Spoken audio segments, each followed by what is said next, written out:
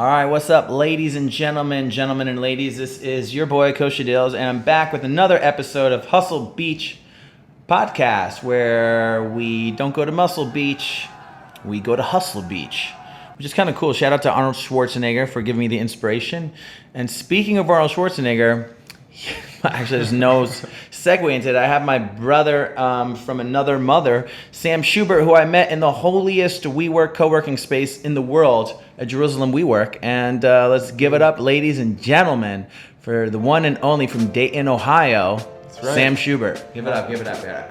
Oh, thank you, thank you, thank you. Just speaking loud over there so we can get in. Thank you for having me, Kosha Dills. Yes, that's it. We're here, man. Yeah. So what's happening? This is your time. So I'm like interested. So I met you through Judah. Yeah. You walked into the office and took a photo of the bamboo straws. That really helped get me started. Really, it was only a couple days ago, but it's been a lot of work since. That's cool. So you're the CEO of FCK Plastic, or is it Plastic? It's FCK Plastic. Yeah. FCK Plastic. Yeah. So we just got started, and we're here, man. And we're here in Jerusalem. You're selling straws, bro. Bamboo straws. In Jerusalem. Slinging the boo. You're not slinging Torah. You're slinging the boo. Is there anything in Jerusalem that's like? Is there anything in the Old Testament that is all about recycling? What does it That's say about trash? That's a great question, but I don't know. Oh, you know what? I have a friend that could totally answer that for you. I think there is something about trees. Yeah, so store that away for. Yeah, dude, it should be. I'm just thinking right off the bat for Tu B'Shvat, you should really crush on sales. You should do a huge Tu B'Shvat sale. Yeah, which why is coming not? up in after Hanukkah. Yeah. So guys, I walked in, I took a picture of my personal Facebook, and I posted photos and pictures of me performing and all that other stuff. And in this situation, I put a picture up of it was a nice one. Yeah. And boom, what happened? Plastic. People started contacting. Did they message you directly, or you were just? I actually hopped on your post and just commented really quickly to follow FCK Plastic on Facebook, and they asked for links to buy. So I made a website, gave them the link, and then they bought. Oh, cool! So it worked. Yeah. You just made a website. Yeah. So basically, I have experience with a platform called Shopify that makes e-commerce websites. Mm-hmm. I had all the pictures ready. So how'd you do? You just went to Shopify.com. Yeah. You actually, since this is called Hustle Beach, just a side note for anyone who's trying to start a hustle, you can actually start it because all of the software you would need, they have free trials for about a month and a half, which would be your own email, which is called G Suite. That gives you a month and a half free trial. Shopify gives you about a month free trial. And a few other instruments. They all give you free month trial. So you can just, throw up the nicest looking website with the nicest system set up for zero money, because you can always get your money back after a month or two. That's cool. How much does it cost per month? Whatever. How much does it cost per month? I think Shopify, I got the nicest package. It was $260 a month. $260 a month? Yeah.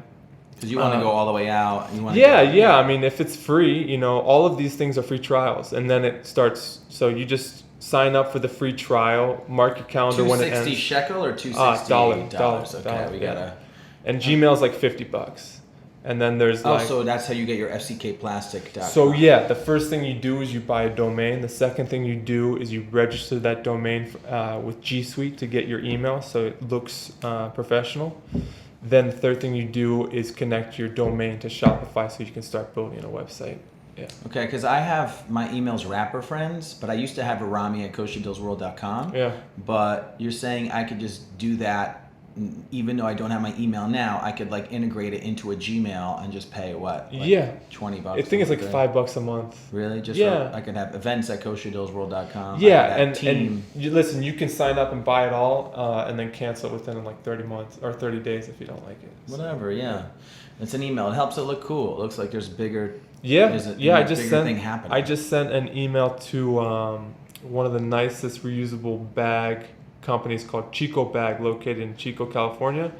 with my I like email. the sound of that. It's like Chico Bag, Yeah. Chico Bag, California. Yeah, they got these cool reusable polyester bags that are made from recycled plastic water bottles, and you can roll it up Is into a that the little bag ball. right there? No, that's actually waxed canvas. That's a different one. That's for the ladies. That's how much does that one cost? $30. That's like a legit bag, though. Yeah, something that you would use for years.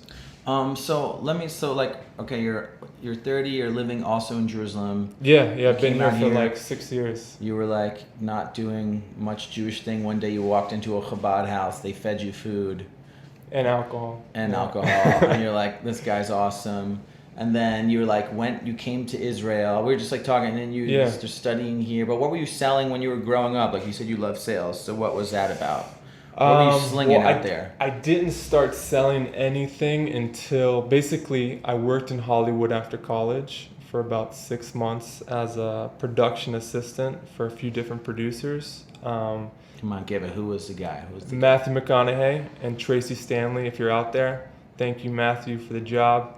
Thank you, Tracy, for the job. What up, Tracy? What's happening, Tracy Stanley? Yeah. Where is she? What's the situation? I don't know. She's actually, I think, a yoga instructor now. She's a big yoga instructor. So I think she might have, I don't know if she's still in Hollywood or not, but she was a big producer. She did like When kids. people go yoga, it seems like it's the anti-Hollywood, but it's kind of like the new Hollywood too. It's interesting. It's like spirituality in the world of superficial. So stuff. yeah, it was really cool to work out there for a bit. But I was out there because, I grew up on Entourage. You get out there and you figure out, it's not like Entourage, is it? No, it's not. But yeah, I also loved Entourage. Dude, we grew up listening. We watched Entourage like Entourage and Sopranos, and kind of like that was it. Yeah. I mean, it's the Sopranos. They were selling drugs at Rutgers, and that's where I went too. So it was a little more inspirational for me. That's awesome. yeah. But yeah, that is true. I always dreamed of going to Hollywood. One of my first songs on my record was called "Harry Chester Hollywood." Yeah, and it totally, coincides with the Jewish world because everyone's kind of hairy out here. It's just like a thing. It's like chest hair. Yeah, Harry Chester Hollywood. You give it some hair and people take you serious. Yeah. So I was like, yeah, man, Harry Chester Hollywood, Kosher Deals, he's famous. And I love that song. My dad's like one of his favorite songs. Harry Chester Hollywood is real. Hilarious. And you go there and it's not what you think, But I kind of made it though. And that's awesome. Props to you, man. It's a hustle. It's definitely a hustle. I'm sure. Hustle Beach. Yeah. Literally next to Muscle Beach. It was inspired. If it wasn't for LA, I wouldn't have this podcast, that's for sure. So tell me, so you went out there, you weren't selling anything in LA, and then where'd you go? No, for LA, I was like basically a glorified secretary, speaking to anyone outside of Hollywood, but inside Hollywood, I was basically bottom of the totem pole completely. Mm-hmm. And I knew very quickly I wasn't made for that industry as far as working, and so I moved to Chicago and I started working at Morgan Stanley, doing like stock options for big companies, and did a year of that, and it just completely just tore my soul apart. I really hated that job. And what is it like to have your soul torn apart? For me, everyone's different. For me, it was I guess sitting in front of a computer in an environment I didn't understand, in a job I had no interest in, basically doing what everyone thought I was supposed to do. How much was it per year? Like how much did they pay you per year? I think it was like $50,000 a year. Yeah. What does that come out to per week? Or I think it was like $4,000, $5,000 a month. After taxes? I don't remember. Or before? Yeah. I guess, I just remember getting taxes. I think I was getting, I'm not the best on with math on the spot, but I think I was getting like $2,500 every 2 weeks or something. Right, okay. Yeah. But okay. I was the worst, man. I was like the worst employee they've ever had, I think. Yeah? Dude. I think so, yeah. I feel the same way. Like I was a waiter, and I remember one time the guy ordered a steak at the Skylark Diner, and then it was in 2006, and the guy's like, Rami, and I forgot to put in the steak. You know what I'm saying? And then I got fired, and I cried. I remember it was the guy's like, Rami, you're not Skylark material.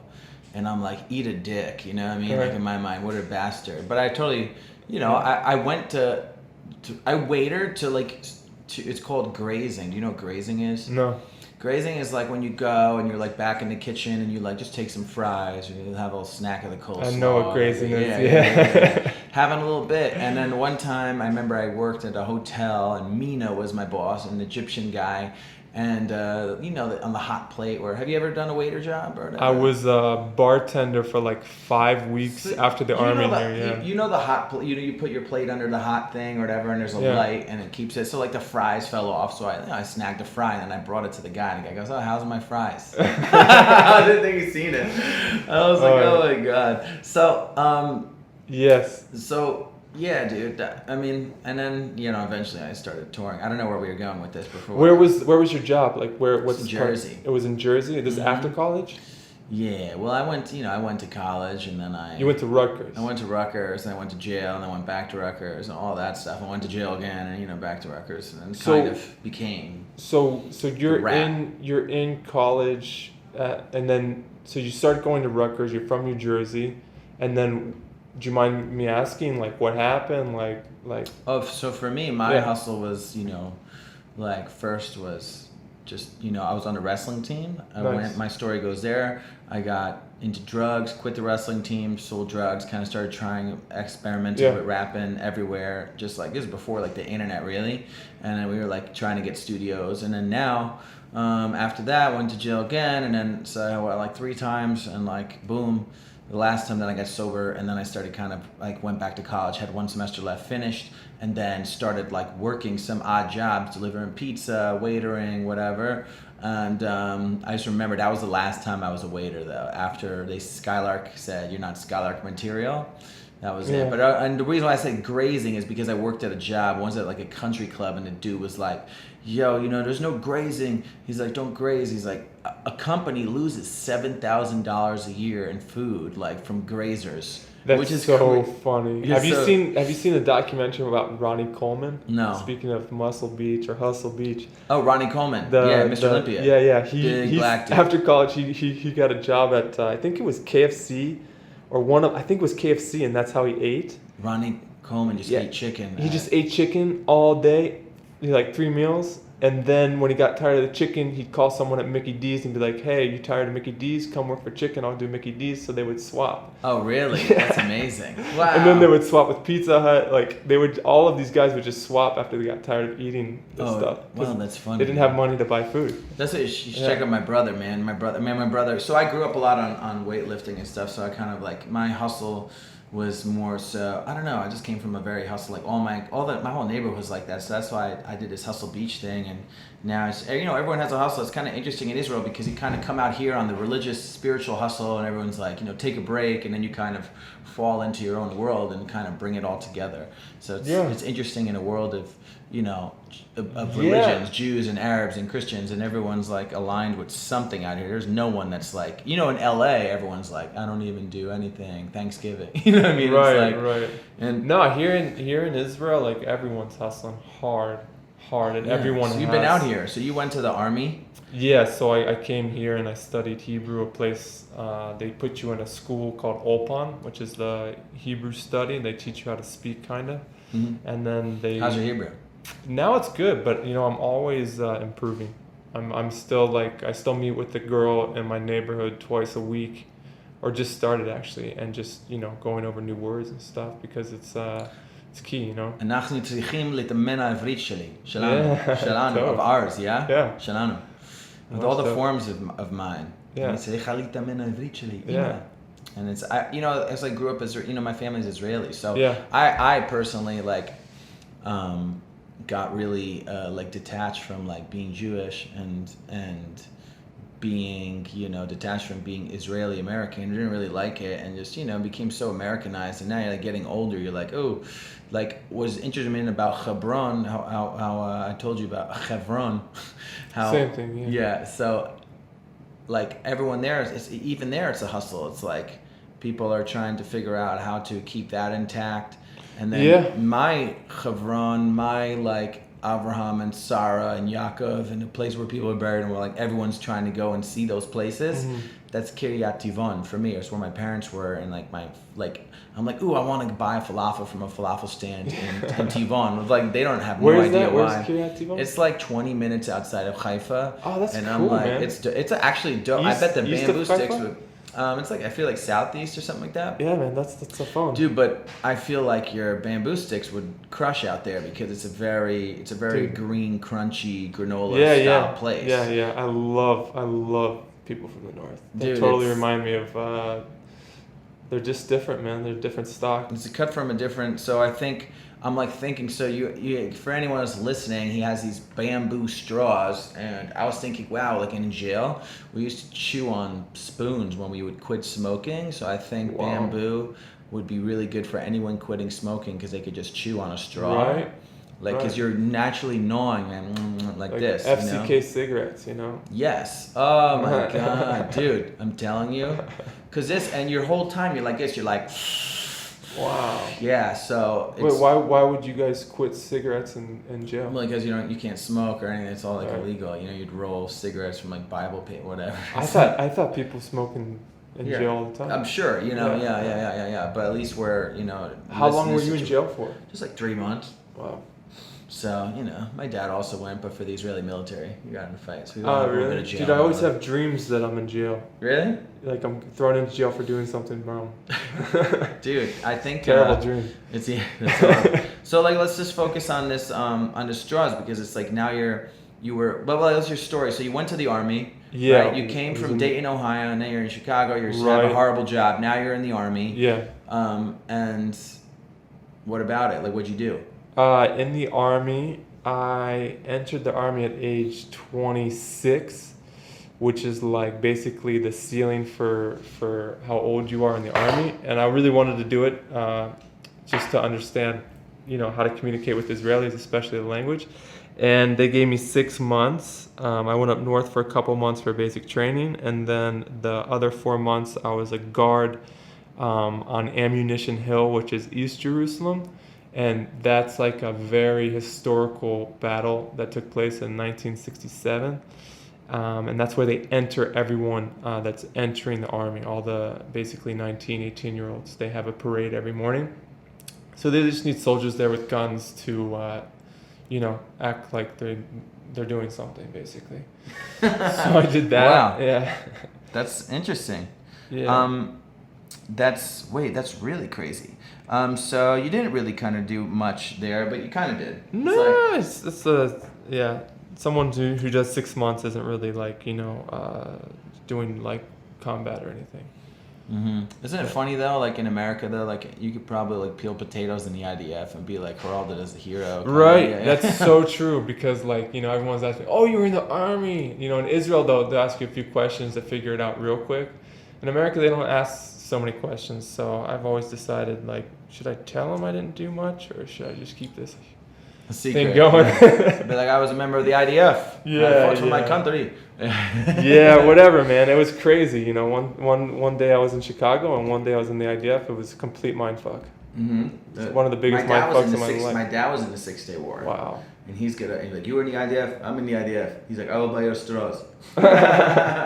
So he is, dude. Wow. So, dude, I'm just really excited about this. If you guys are like, could imagine, this dude has some straws that says FCK plastic on it, and everyone in Boulder, Colorado is gonna love it. Everybody in Portland's gonna love this. Right. Everybody in Venice is gonna love this. I already sold to Portland. You already sold to Portland. Yeah, or Oregon. So you sold 500 of these the other day to some little restaurant down the street. Yeah. Which one? Let's give him a shout out. It's called Powerworks Coffee. Powerworks Coffee. Yeah. And they're like, yeah, dude. Yeah, she was sick of. She didn't like plastic, and she didn't like her steel straw because it hurt her teeth. And then she saw my straws and was just like, "Yalla." She just paid you cash. No. I'll pay you in a check. Yeah. So you need that Israeli bank account, pay taxes, whatever. Yeah. You just have to have like a receipt, and basically, I'm really kind of new to this, so I'm just trying to figure out how to go about it. But I have everything set up online, so like anyone who wants to make a payment, whether they're in Israel or anywhere in the world, they just go to the website and do it. That's amazing, dude. Yeah. So but like, what else were you selling after Morgan Stanley? What did you sell before the bamboo? So You were selling the Facebook stuff? Well, after the army, I had a quick stint at a cafe and basically got fired.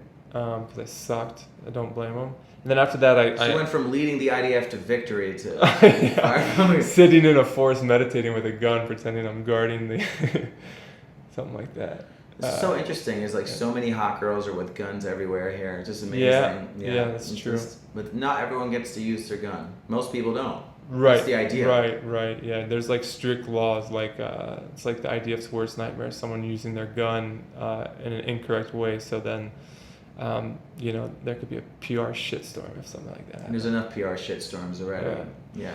Yeah. So anyway, after the army, I started. Did you have like a light gun, or did you have one of the stacked ones with a grenade launcher? I had a light gun. I just had an AK-47. Yeah. AK-47 or M16?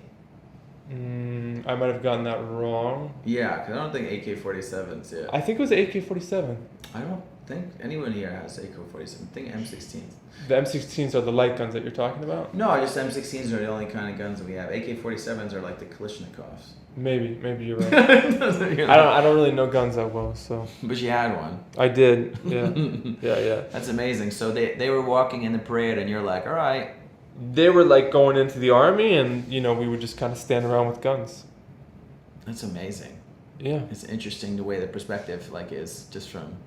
Yeah, man. That's most of the IDF. Most of the they do much more, but there's a lot of standing around and holding guns. Yeah. It's a lot when of they're pictures. not. What's that? It's a lot of picture ops. Yeah, a lot of pictures. Yeah, a lot of pictures. It's just kind of interesting the way like this society works and versus American society. It's like even like when you're on tour in the U.S. Like I just did a 35 city tour. You're like, well, there's like in Arizona people could carry guns, and then people could carry guns in clubs or have concealed guns. In other places you can't have guns at all. You're like go to jail. You need to be registered. Interesting. And, you could go to jail for a really, really, really, really long time for having a handgun. You know what I mean? Wow, I've never like researched this or. And it's amazing. And in Israel also though, you can't really have a gun outside of the military though. It kind of seems like. Outside of the military, there's actually a lot of people with guns. Yeah. But it seems and they definitely have like handguns. Yeah. During like any flare up, like our mayor even said himself, he was just like everyone needs a gun basically. If you have the capabilities of holding a gun and shooting it, you should get one because it saves lives. Yeah. Here at least, yeah. Here, and it's totally different than like in the U.S. where people go on like random killing rampages. Yeah, man, I don't even know what to say about that. Like, I don't know. Like, I've never. It's crazy. Every time I turn on the news, it's like there's a shooting in the U.S. It's just like become kind of like status quo. Well, hopefully next time you turn on, it's more about plastic straws and how it's bad for you. Yeah, dude. But it's kind of interesting because you even have haters. I posted on, and there's somebody saying that non-plastic straws are bad for you. Dude, once I saw that, I loved it because the only way you're actually making like a move anywhere on the Richter scale on any market or anything, you gotta get some haters. Yeah, and I'm like, dude. And as soon as I saw that, I was like, yes, that's so funny. There we go. Let's get an argument going. And I just posted it because I thought it was a cool picture. I'm like, this is great, but because the idea of it is so interesting. It's like, hey, you're like, hey, do you want to sell? Like, I don't want to work for anybody else I want to do kosher deal stuff. I want to do kosher deal pie. I want to do this, that. Do you have your own pickles? Huh? No, I don't. But people have always told me I could, collaborate. And I've sold pickles before at shows and stuff and give them out. Yeah. And I would love to make pickles, and I just think it's You could maybe partner up with like pickle distributors. Yeah. Just make kosher dough. Do they make pickles out? I guess they make pickles out here all the time. There's so many. Well, the thing is, I actually have a friend who pickles all the time. Pickling is a very like hip thing to do nowadays. Yeah. It's if you pickle, like you're the man. Yeah. So you could pickle easily. Yeah, especially out here. You just buy some cucumbers and go online and figure out what to put in a jar. But I just found it interesting. I'm like, there's no way I'm getting a hater on bamboo straws. I'm like, really? You know what I mean? And this person was like, but it's cool for you because you're about to take over I really think it's going to be big, dude. It's like, you're selling 500 straws to some restaurant and you just rolled up and you're ordering them from, they make them in Vietnam. And so what do you do? And you're like, all right, I was just in the Israeli military and now I'm like buying stuff from Vietnam. Wow. Well, there was a bit of a gap between that. I had like a Facebook ad business. Then I had How'd that work? You're like, hey, I'll do your Facebook ads. Pay me bread. Yeah, basically like everyone, it was the right time. Everyone needed someone to do their Facebook ads. A friend of a friend hired me to help build his own personal brand and agency, and he taught me everything, and I really owe him a lot.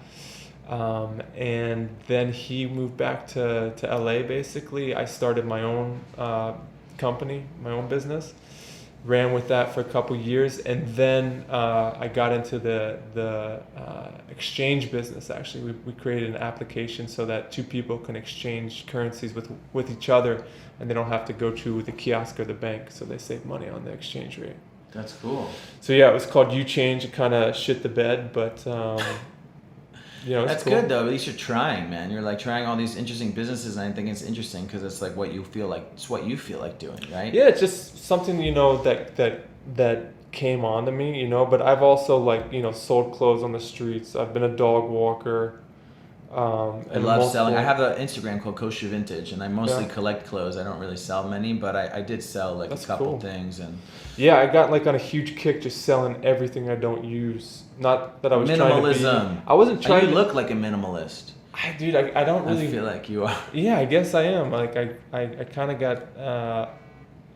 Didn't really want. My objective was to make money, but then you just start selling stuff, and you're just like you just can't stop. Just sell whatever, 5, 10, whatever. Just get rid of it. Yeah, dude, I just pop my trunk.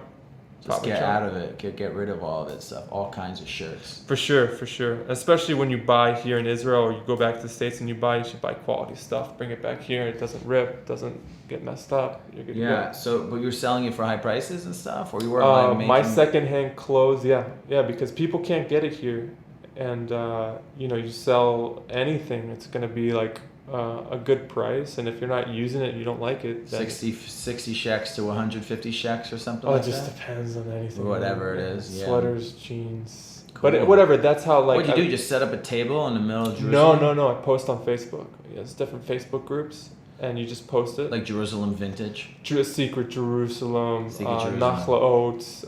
Buy Sell Swap. Buy Sell Swap in Jerusalem. Yeah. So that's. So I gotta join all the groups. So wait, what are they? Could people just join them? Yeah. So and I just sold. Secret Jerusalem. It's a great non-secret, but it's still a secret to people. Right. People are like, what do I do when I go to Secret Israel? Join Secret Tel Aviv and Secret Jerusalem.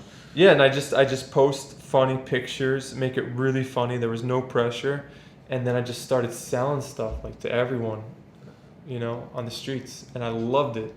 I really did. It was fun to me. So now you're a citizen. You're full on Israel party. Yeah. I'm Israeli and American as far as citizenship goes. But I'm not. You think you'll go back to America, or what's the thing? I don't know. You're not even worried about it. No, I'm not like a Zionist. I just love Israel. I prefer to be here right now. It's kind of it's like wild. It's kind of a wild life. So you could love Israel. Yeah, I don't feel like the term is always misused. Zionist. It sounds I always call it if you could be a flowerist. Well, what does it mean? What does Zionist mean? I'm jealous of people that are Zionists because their entire purpose and goal in life is to live in Israel. Therefore, all of the challenges and obstacles are completely kind of get pushed aside because they're fulfilling their goal. Right, and I felt like that was when I went to Hebron. I felt like that was the people's hustle. Yeah, man, they're the real deal. They're the real deal Zionists. So this land was stolen by Arabs, and this land was stolen by Jews, and everyone's but this is what we truly believe, and that's what we're sticking to, and that's our thing, Right. And you're I enjoy living in Israel. It's awesome, and it's great. Man.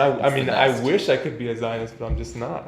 But is it if you're living here, then you still enjoy it enough? But you'll live anywhere. You'll live in Norway. You'll live here. You'll live there. No, I'm either here or probably U.S. The U.S. Yeah. Right. Yeah. Mm-hmm. Or back in Ohio. I don't know. We'll see. Ohio. Yeah, Ohio. You don't like Chicago? No, I like Chicago, but I'm not so much of a city guy. But Chicago is definitely my city. But the cool thing about out in Jerusalem is walking everywhere. It's walking, and I feel everyone that's coming here is also having a crazy experience. So when you meet them here, you're yeah. As soon as you get here, the first time you're amongst all the you're just tripping. Everyone's tripping. Everyone loves it. They're like, oh my God, dude, I'm out here. And it's really fun to like post and be like, where are you? And like, I'm in Jerusalem. You're like, what? Yeah. You're like, what is going on with you? You're like, I left everything behind. So what did you think like when you got here? Because like compared to what your expectations were. I mean, I kind of know Jerusalem. I've done the yeshiva thing. I've done it all. I've been exposed to every kind of hustle. I've been exposed to like the religious thing, like it can become religious, and I've been like, everyone's like, you know, the political thing, and I'm all for him. I support him, but I still feel like my personal, like my connection I learned about out here, like my hustle is that like my parents are from here, and my brothers are from here, my family's here, and I feel connected to my parents. Like their path that they walked is like in a direct correlation of what my entire family walked from where they came from. So I wanted to go back to Poland and go from Poland to Israel. Cool.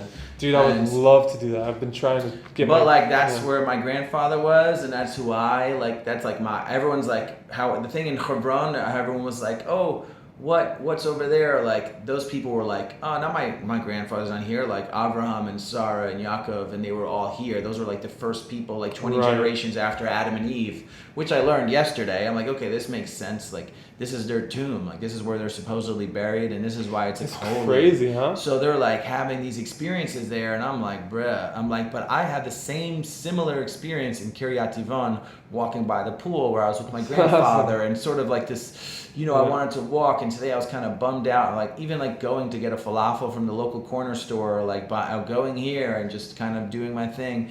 That's cool. Yeah, and it's. So you have grandparents up north. Well, they passed away, so I just feel drawn to that, you know, energy. You know what I'm saying? Because they came here. My grandfather built the house. Like we'll never sell it. It'll be in our family forever. This is like whether we're there a little. I was only there twice this trip, but like I still. You know, going through and seeing my brother's stuff in the military. So I kind of respect that thing, you know what I mean? But what I do think is cool is living the life of, what for me is like, why I want to come to Israel is kind of like, I'm like, ooh, man, imagine what my life would be like if everyone perceived me as, if everyone in America is like perceiving the whole Israel as the center of attention and all this, why don't I just put myself in the center of attention? I wouldn't have to work as hard. Plus, you could live a double life here. You could live your Israeli life and then your American business life and like, artist life, and it's like a different time however zone. You want it, man. But like, you know what's really cool, and I'm sure, I mean, you've been in Jerusalem for a while, or Israel for like a little bit, but what people don't see or don't even realize is like what's going on here. Like it's first of all, whether you're in Jerusalem or you're in Tel Aviv, obviously Tel Aviv is one of the hottest cities in the world as far as destinations for like, I guess 20, 30-year-olds.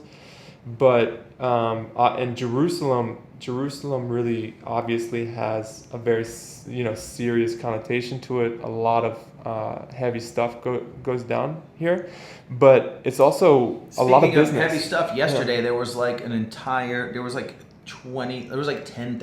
Haredis. Oh really? Orthodox in the street protesting, and they dropped stink bombs on. Dude, that's not even gonna make the news, man. It's not even make the news, but this is day-to-day stuff, man. Yeah. I'm hitting you up right here real quick on the Instagram, just making sure I take a pic. Yeah, go for it. But anyway, like I was saying though, there's a lot of business going on, a lot of creative people, and one thing that this place has is just human potential. The humans here are so smart and so fast and so quick, and I think some really cool stuff's going to come out of Israel that's not just high tech. I think entertainment's going to come out of here, movies, music. I feel like it's bubbling for like film here. Yeah, absolutely. I mean, think about what people like. I was just thinking the other day, I'm like, I should write a script in English and have it translated into Hebrew by someone that's like a Hebrew script writer. Yeah, I mean, listen, we as far as like backdrops, we have it all. We have the desert, we have the ocean, we have the forest, we have snow. So production company wants to come here and shoot for cheap, they can. And on top of that, we have a safe place, which they don't realize in Hollywood, but you can safely produce a film here about terrorism or Middle East because you have the backdrop, but you're in a safe area.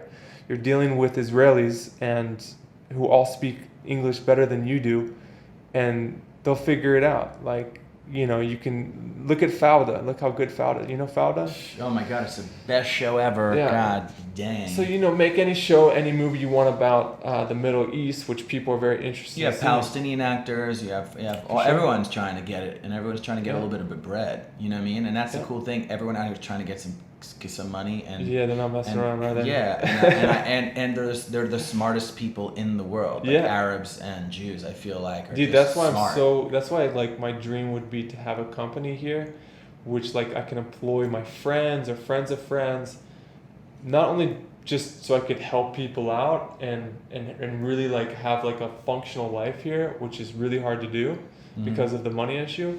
But even more importantly, I think the human capital here is probably like 1/4 the cost compared to like America or Europe, and you're getting like 4 times the brain power. It's crazy. Bars. Yeah. Literally. You take that, internet. You know what I'm saying? Take that. Yeah, and that's the geniuses. truth. I mean, people are masters. Dude, I'm telling you, man, Smart the guys. salaries are low here compared to the U.S., but the brains are high. So if anyone wants to invest, they should. I mean, they're doing it already, but Yeah, and dude, but are you like really really about that FCK plastic life? Like you really hate plastic, and you're like it all started with surfing, and it just I'm not an extreme activist, environmentalist, like with my opinions. And, I hate those. Not that I Right. hate those people, but I'm like, all right, stop. I get it. Right, It makes me want to litter more. I'm sorry, I'm such a totally. dick. I'm like, I just don't like plastic. Like when I'm surfing and there's plastic all up on me all the time, and I keep thinking they're jellyfish. Like it's disgusting. It's really gross. So I just did one thing, which I stopped buying trash bags, and I started using my plastic bags that I would take with me from the grocery as my trash bags. So just doing that one little move. Keep nylon. Yeah. What a word. Yeah, I did that one move, and then you just everything kind of shows up as plastic, and you just start hating plastic. And I was in a surfing accident also where I got brain trauma, and I had to get a lot of clean water to my brain to heal it, and then I started learning about all the chemicals that plastic leaches into our water, into our food. So I had to heal myself through. So you're anti-buy a plastic bottle of water. You're, get regular. Yeah. I'm completely anti-plastic. Because at the end of your life, if you live that way, you'll save so much. Like they just found like some whale that had it was like all over the news, but the whale had so much plastic in it. It was just I guess I'm doing it without a doubt, selfish reasons. Like I just want to be healthy. I think that shit's gonna hit the fan with this plastic stuff. I think I'm not a fear monger, but I just watched a documentary that if like 1/4 of what they said was true, it's kind of scary as far as what leaches from the plastic into the food. And I'm just saying, even if like we get 10 of us and we all commit for the rest of our lives to just use we'll just use the trash bags, not buying trash bags, and we'll use the Sakit nylons from the store. Little things totally. like that. And in Israel, everyone reuses plastic bags. I mean, like my grandfather's, I don't know if he was a king of that hustle, but he was like, just had all these bags. Yeah, plastic bags in Israel are like briefcases. Yeah, they're like, it's so crazy. Business briefcases in Israel. Yeah, people just bring around a plastic bag that they got from the store and you reuse it. So reusing plastic, not buying new plastic. That's one thing that can help, yeah. And, we have these polyester, this high-end polyester that's made from recycled plastic water bottles being shipped here. Or basically, I'm trying to get the contract right now. I'm trying to convince this company that I'm legit. So, dude, I'm stoked about your bamboo straws. Thank you. And it looks awesome. It reminds me of Tom's shoes a little bit. You remind me of a guy that wears Tom's shoes as well. I did. Yeah. And dude, it's honestly helping me. I'm happy that I made a little post on my personal page and got you excited about it. And it gets me excited. It gets me excited to come to Israel more and just meet like-minded people, because it's not all about like politics or religion. It's also about the hustle out here, and it's really inspiring. That's like my own version of Zionism. It's like a Zionistic hustle. Yeah, and it's man. like, Dude, people are out here really enjoying Israel and all the people here and all the communities. Dude, have you ever working seen together. How to Make It in America? I haven't. Dude, you gotta check it out. This is like if someone wants to make a lot of money. How to Make It in Israel? How to Make It in Israel would be a hit. Every Jew. Dude, I was just going to say that. Dude. There's so many day-to-day hilarious things that happen. It's selling stuff on the street, running from this person, just odd things. Odd things to make money out here. Everyone's trying to make a dollar. Yeah. Everyone's trying to make a dollar out here. I Yeah. love it. I love your story. I think it's amazing thanks, that you man. went from Morgan Stanley to protecting the Jewish graduation ceremonies of the IDF. Yes. No, seriously. With not an AK. It definitely is not an AK-47. Yeah, I'm There's sure it's- no one. The terrorists use AK-47s. I'm sure it's MC. Dude, it's crazy. Did you shoot the gun at least once? Yeah, you have to. You have to, You have to know basic how to handle it. Yeah. You load it. How fast could you load it and reload it? It's pretty simple, man. Just a Pretty clip. Yeah. What really sucked was putting the bullets in the magazine. That's like Mess that up took, your thumbs. Yeah, it took a while, and you have to like balance it. I remember that a lot. Yeah. And in Israel, this is very conscious. They only use 29 bullets in the clip instead of 30, right? Right, because it busts the magazine. It busts it, and then you can reuse it. Right, they reuse it, man. They reuse it. Dude, this is a perfect place for FCK plastic. FCK plastic in the IDF. Yeah, dude, if you had that, that would be a home run hit. Yeah, You that would be a home know, run. maybe you could use bamboo machine gun, and you would be a gazillionaire if you had that. That'd be hilarious. Yeah, Yeah, but I don't know if that'll go for that. bamboo guns. I don't know. That's a bit contradictory. Yeah, well, bamboo clips. They could put the bullets Bamboo bullets. Bamboo. There you go, man. If they had bamboo bullets, dude. Dude, I think I'm gonna have a product on this FCK plastic called the bullet. The bullet. Yeah, or bamboo bullets. Well, dude, you could literally blow dart guns